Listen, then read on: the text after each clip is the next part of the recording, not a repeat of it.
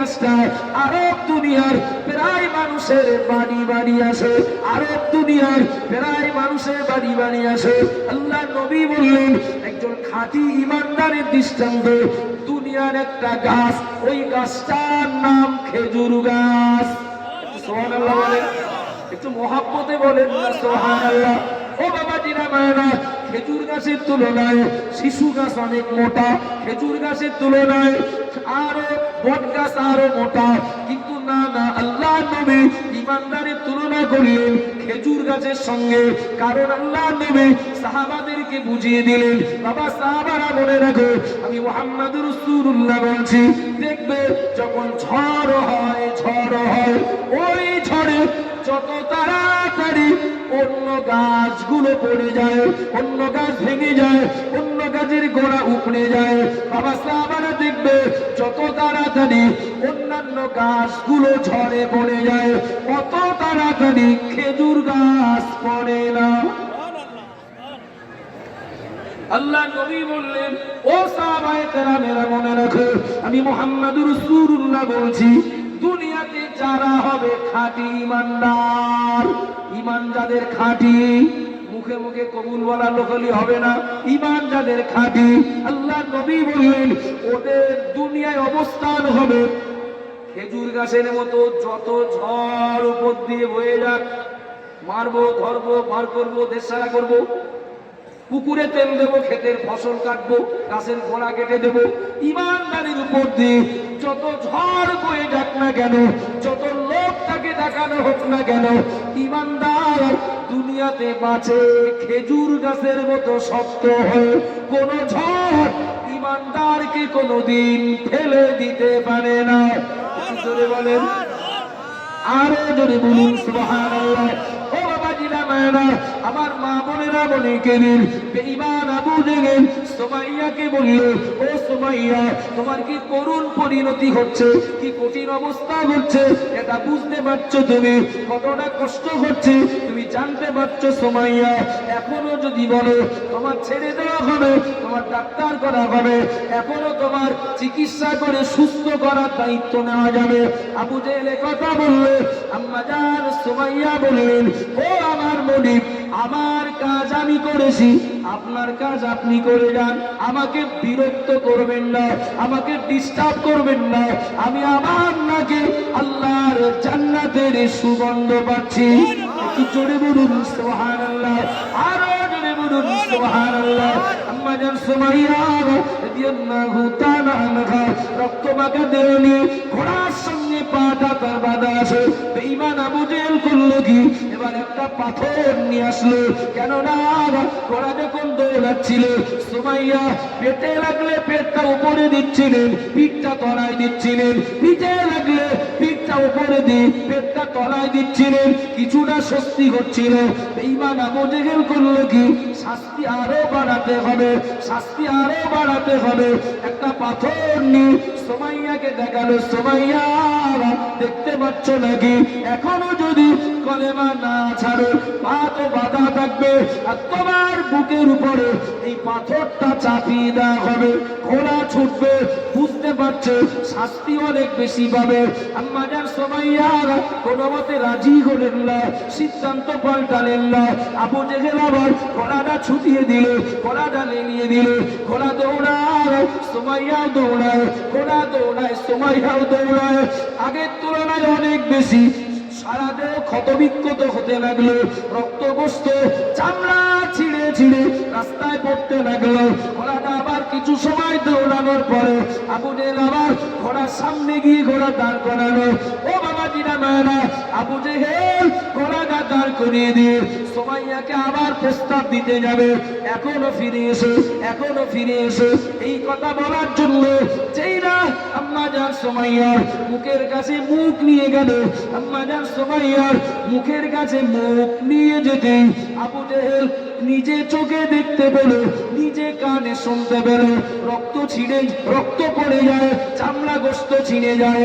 এরপরে সুমাইয়ার জবান দিয়ে তখনও জানি লা ইলাহা ইল্লাল্লাহ মুহাম্মাদুর রাসূলুল্লাহ। একটু বলেন না সুবহানাল্লাহ। ও ছোবড়ায় কামড় দেননি বলো, তিনি ভিতরে ঢুকেছেন, নারকেলের স্বাদটা পেয়েছেন। সেই জন্য যত যা কিছু হয়ে যাক, নারকেল গুলো ছেড়ে দেবে। ছেড়ে দেবে কারা? আষাঢ় দেবে কারা? যারা স্বাদ পায়নি, স্বাদ পায়নি। আর স্বাদ পায় না কারা? যারা ছোবড়ায় কামড় দেয়, যারা মালায় কামড় দেয়। রাগ হচ্ছে নাকি আপনাদের? আব্বা জান মারা মনে কে দিন, ও মা বোনেরা বোনেরা বোন, বুকের উপরে পাথর চাপিয়ে দিয়ে তাও হলো না। আবু জেহেল এবার সিদ্ধান্ত নিল, সুমাইয়া যে গাল দিয়ে যে মুখ দিয়ে কলেমা পড়ছে, ওই মুখের ভিতরে মরুভূমির উত্তপ্ত গরম বালি ঢুকিয়ে দেওয়া হবে। পা বাঁধা থাকবে, পা বাঁধা থাকবে, বুকের উপরে পাথর চাপানো থাকবে। এরপরে গালের ভিতরে মরুভূমির উত্তপ্ত গরম বালি ঢুকিয়ে দেওয়া হবে। দেখি কলেমা কি করে বলে। ও বাবা জিনা মায়না, কথা মুখে থাকলো না। আবু জেহেল করলো তাই। ঘোড়ার পায়ের সঙ্গে পা বাঁধা, বুকের উপরে পাথর চাপানো। এরপরে মরুভূমির উত্তপ্ত গরম বালি সুমাইয়ার গালের ভিতরে ঢুকিয়ে দেওয়া গেল। আল্লাহ পাক আর থাকতে পারলেন না। এই দৃশ্যটা আল্লাহ দেখে বড় মায়া লাগলো। আল্লাহ দেখে দৃশ্যটা দেখে মায়া লাগলো। আমার আল্লাহ সুমাইয়ার উদ্দেশ্যে ফেরেশতাদেরকে ঘোষণা দিলেন, ও আমার ফেরেশতারা, দুনিয়ায় তাকিয়ে দেখো, আমার বান্দি সুমাইয়া, আমার নবীর সাহাবী সুমাইয়া, তার প্রতি এত জুলুম, এত কষ্ট, এত অত্যাচার করার পরেও আমি আল্লাহ আমাকে বলে না, আমার নবী মুহাম্মদুর রাসূলুল্লাহকে দূরে সরায় না। ও আমার ফেরেশতারা, একবার তাকিয়ে দেখো, আমার বান্দি সুমাইয়া, তার মৃত প্রায় অবস্থা, তার চোখ দুটো মিটমিট করে আকাশের দিকে তাকায়। আমার ফেরেশতারা, আমি আমার বান্দির প্রতি রাজি, আমার বান্দির ব্যবহারে আমি খুশি, তার অবস্থানে আমি খুশি।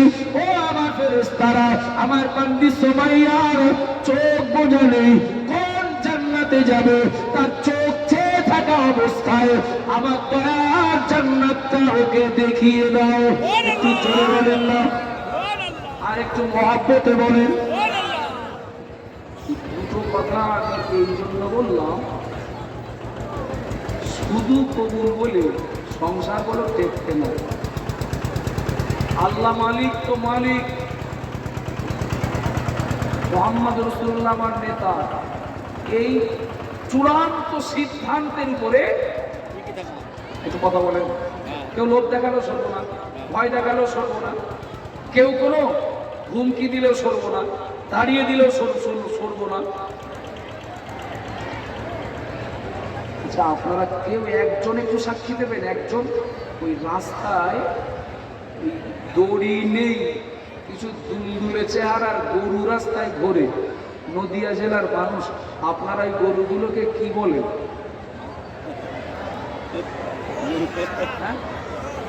ষাঁড়। ষাঁড়। আচ্ছা, ওই যে ষাঁড়, ও কি কোন রাস্তায় যাওয়ার সময় কারো জিজ্ঞেস করে দেয় যে এই রাস্তায় আজকে যাওয়া যাবে কিনা? কথা বলো না। রাস্তা দিয়ে চলতে চলতে দেখে, আমি বললাম 10-20 মিনিট বলবো, এর বেশি আমার পক্ষে সম্ভব না, কেননা এই মাইকে কথা বলা অসম্ভব। আমি তো আসতে বলি কিচ্ছু শুনতে পাই না ভাই। এত বড় মাহফিল, মাইকের বক্সের সামনে একটু দাঁড়ান দিন।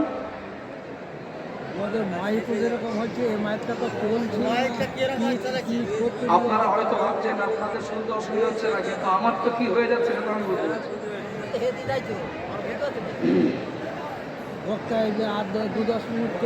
ওই যে গলায় দড়ি নেই, দড়ি নেই, চেহারা দুলদুলে।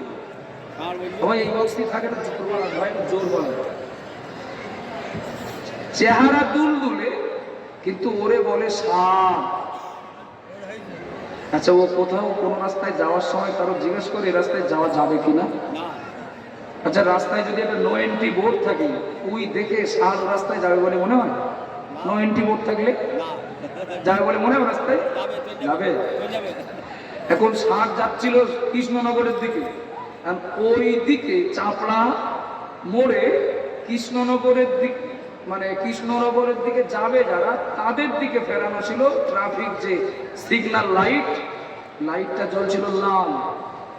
এখন সে রাস্তার গাড়ি সব দাঁড়িয়ে গেছে, লাল হলে যাওয়া যাবে না, লাল হলে গ্রিন সিগন্যাল না পেলে গাড়ি চালানো যাবে না।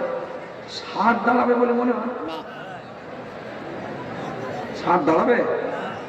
60 রাস্তা দিয়ে যাওয়ার সময় দেখে রাস্তার সাইডে লোকে ফসল খেচ্ছে খাওয়ার মতো।